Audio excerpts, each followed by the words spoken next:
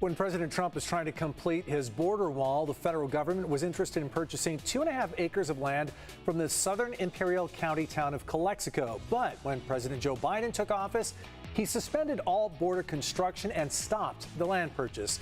But it seems Calexico officials didn't know about the deal being called off. Our investigative partners at inewsource looked into this, and joining me now is assistant editor and senior investigative reporter Brad Racino with more on this deal. Brad, tell me about it and why this piece of land was so critical.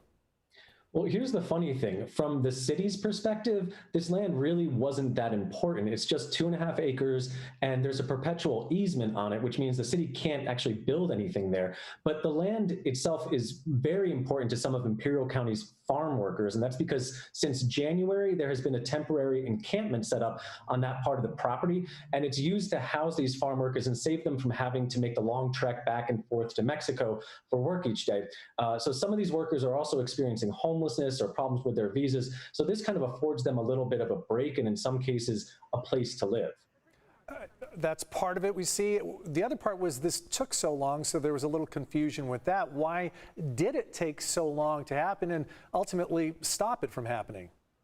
That's also a funny thing because we have no idea what the delay was about. Our reporter on this story, Jennifer Bowman, tried to get answers from Calexico's mayor and city manager, but both of them have refused to respond to her. What we do know from records is that the mayor signed a purchase offer in July of 2020, but it wasn't until 8 months later when the city council decided to take it up for a vote. And that delay may have been what squashed this deal. A federal spokesperson told us that they had asked Calexico officials multiple times for a final determination prior to President Joe Biden taking office, but that ultimately the city's timeline for finalizing the sale was beyond their control.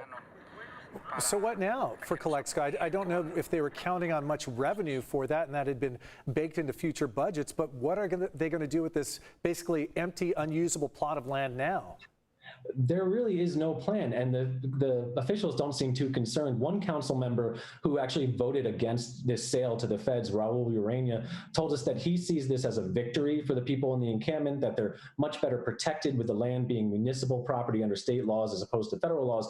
But it should be mentioned that the sale price was so small. It was just $27,000, and that wouldn't have made a dent in the city's $47 million operating budget. But overall, no plans for now. The encampment is still there, and the city hasn't said anything about what it's going to do in the future with the land or regarding these workers. And as far as we know for now, any conversation about the wall going through is shelved. Is that correct? Yeah, we can't get any more information other than it's shelved, like you said, and maybe it'll be taken up into further discussion later on, but nothing for now. All right, Brad Racino from inewsource. We have to note this is the last time Brad will be joining us.